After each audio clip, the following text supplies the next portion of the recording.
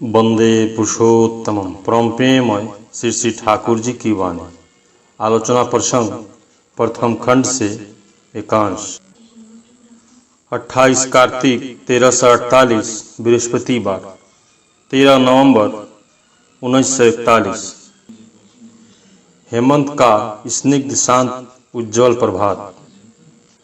इन दिनों कुछ ठंडक भी पड़ रही है। धूप भी काफी उग चुकी है। यह धूप मधुर ही लग रही है।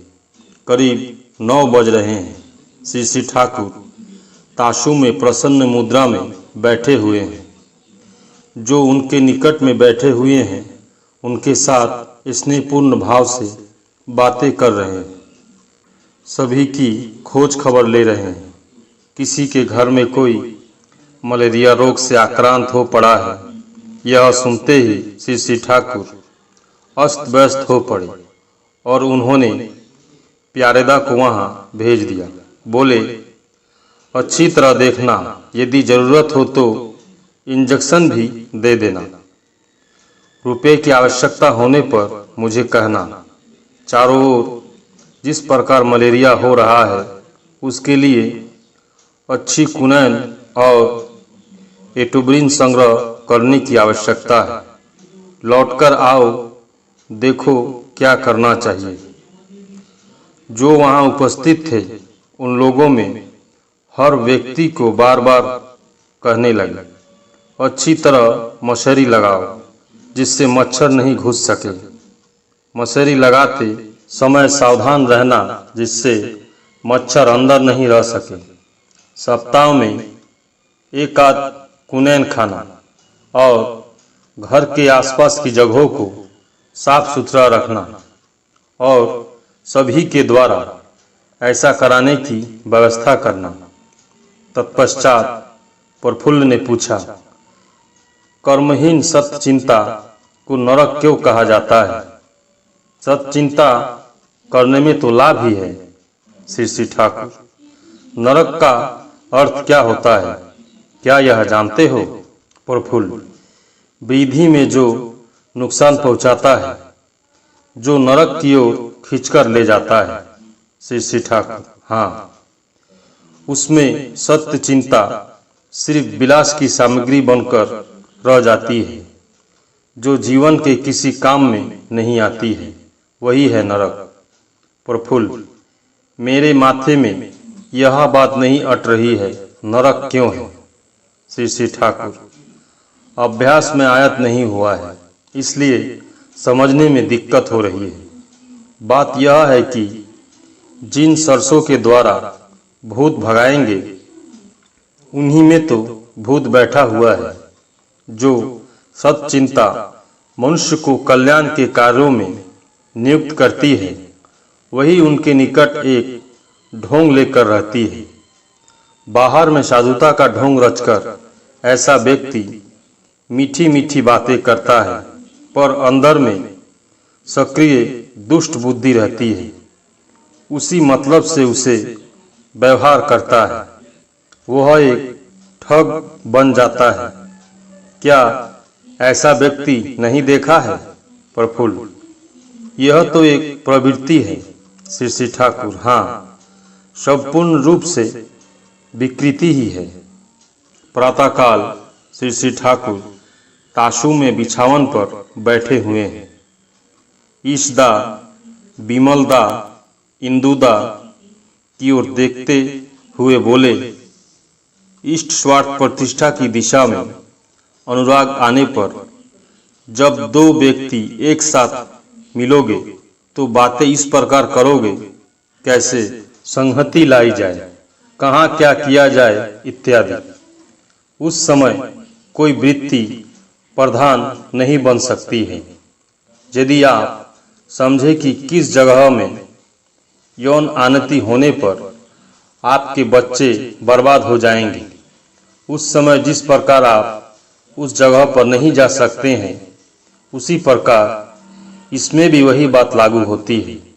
ऐसी बात नहीं है कि प्रवृत्ति नहीं रहती है, वह पूर्ण मात्रा में रहती है, किंतु आप उसके अधीन में नहीं रहते हैं, वरन आप अपने और आदर्श और उद्देश्य को परिपूर्ति करने के लिए विभिन्न तरह से उसे कार्य में लगाते हैं।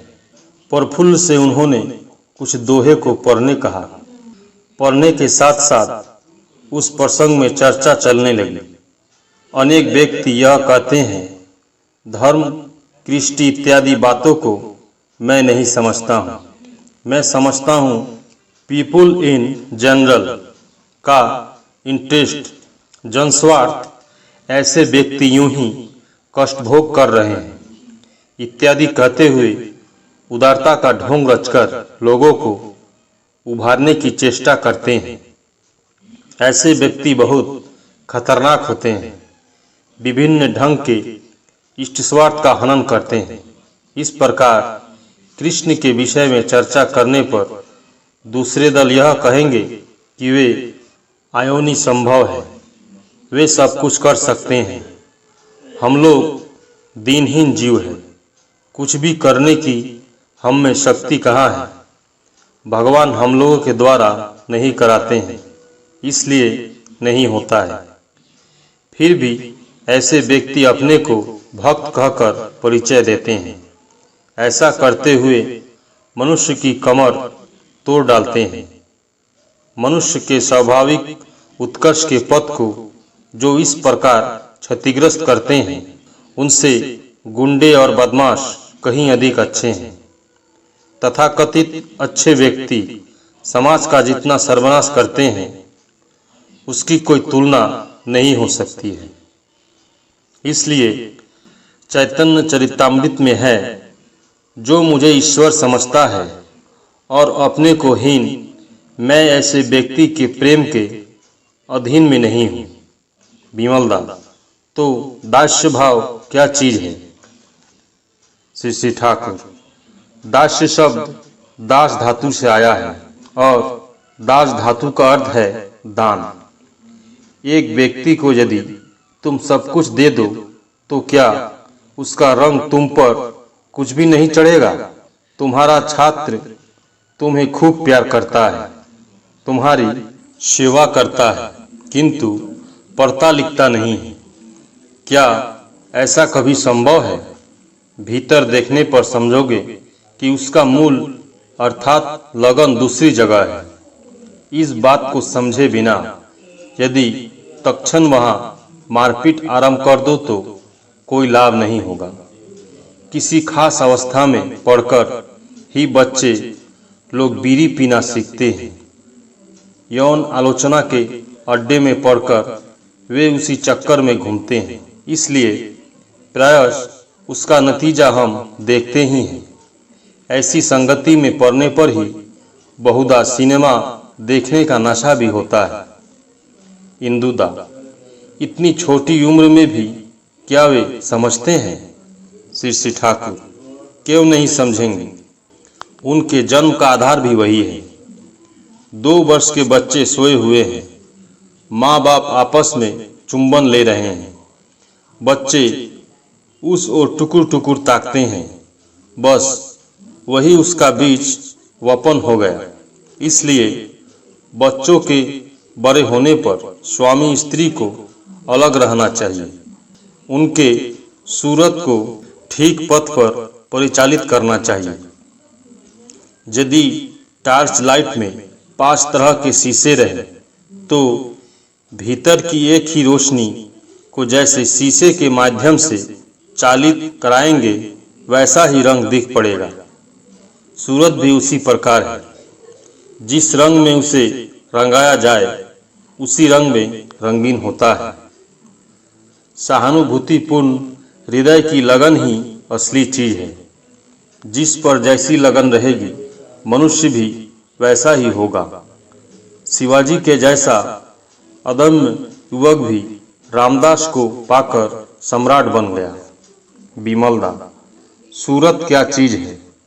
श्री ठाकुर, संयोजनी शक्ति के कारण और शुक्र और डिम मिलित होकर जीवन कोश गठन करके कोश विभाजन होते होते मनुष्य बनता है। उसका अंतर्निहित चौंबक तरंग ही सूरत है। इसे मिलन की झोंक कहा जा सकता है। अभ्यास व्यवहार झोंक के द्वारा आत्म प्रकाश करता है और यह सूरत ही योग चाहता है। हिटलर, मुसोलिनी इत्यादि की चर्चा चली। श्री ठाकुर ने कहा, अशोक की तरह कोई नहीं है। बुद्धदेव के प्रति भक्ति ने ही उसे उतना महान बनाया है। एक व्यक्ति ने प्रश्न किया, बुद्धदेव को जीवित अवस्था में तो उन्होंने नहीं पाया। श्री ठाकुर, उपगुप्त के माध्यम से ही उन्होंने बुद्धदेव को समझा। जैसे रामकृष्ण के समय कृष्ण को समझने के लिए रामकृष्ण के माध्यम के सिवाय दूसरा रास्ता नहीं था। इंदुदा, अनेक व्यक्ति तो सिर्फ विवेकानंद को मानते हैं, रामकृष्ण देव को नहीं मानते हैं। श्री ठाकुर, वे विवेकानंद को भी नहीं मानते हैं। वे मानते हैं अपनी प्रवृत्ति को। अपनी किसी प्रवृत्ति के समर्थन में विवेकानंद को व्यवहार करते हैं। प्रफुल्ल, साधु संग से क्या सब कुछ होता है? साधु संग करने का क्या अर्थ है?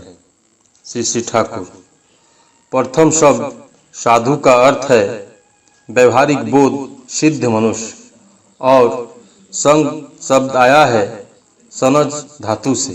सनज धातु का अर्थ है आसक्त होना।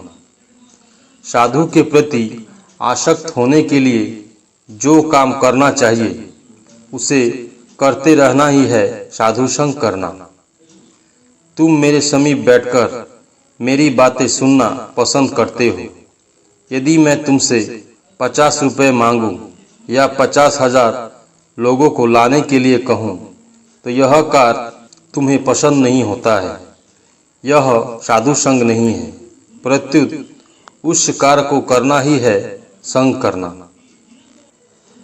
एक भाई ने किसी के विरुद्ध अभियोग लगाते हुए श्री ठाकुर से कहा, अमुक व्यक्ति बिना विषय का प्रसंग के किसी बात को उल्लेख कर खूब निष्ठा की कट्टरता लिखते हैं इत्यादि। श्री ठाकुर, सभी के अंदर गिरह है, खास संघात में एक एक रूप में जग उठता है, आत्म प्रकाश करता है। अंदर की गिरह उसी प्रकार कटती है। द्वंद्व होता है, विचार उत्पन्न होते हैं। कोई दूर छिटकना चाहता है, किंतु लगन रहने पर उसे लौटकर आना ही पड़ता है। धीरे धीरे सामंजस्य कर लेता है। धुर्जटीदा, जिसने सुना नहीं है, समझा नहीं है, जो केवल बातें बनाता है, जो ठाकुर की निंदा करता है, क्या ऐसे व्यक्ति को सर पर चढ़ाएंगे या जूते से खबर लेंगे? श्री ठाकुर, तुम्हारी बात कुछ और है। ठाकुर का एक बाल भी बाका होने पर वास्तव में यदि इतनी प्रतिक्रिया हो, तब तो एक विराट शक्ति का अभ्युदय हो जाता है। उसकी तो दूसरी दिशा है। परम प्रेममय श्री ठाकुर। सभी गुरु भाई एवं माँ को जय गुरु।